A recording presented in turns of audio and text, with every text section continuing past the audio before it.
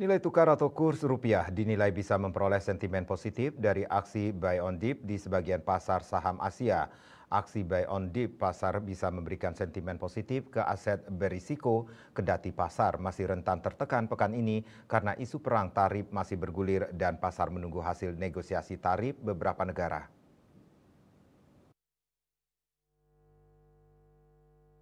Kepada Antara di Jakarta, pengamat pasar uang yang juga Presiden Direktur PT Du Financial Futures, Ariston Chandra mengatakan, sebagian pasar saham Asia terlihat rebound. Hal ini menandakan banyak investor memanfaatkan momen harga yang sudah menurun signifikan di berbagai bursa saham dengan harapan ke depan pasar akan melonjak kembali. Sentimen ini bisa positif, bisa menahan pelemahan rupiah.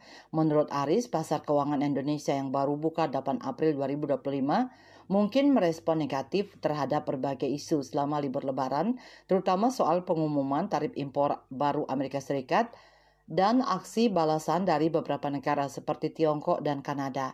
Jadi mungkin saja rupiah akan bergerak di 16.800 rupiah di awal perdagangan dan bisa ditutup lebih kuat di akhir perdagangan hari ini di sekitar 16.700 rupiah. Nilai tukar rupiah pada pembukaan perdagangan hari Selasa pagi di Jakarta melemah sebesar 24 poin atau 0,14% menjadi 16.846 per dolar Amerika Serikat dari sebelumnya Rp16.822 per dolar Amerika Serikat. Bali Post melaporkan.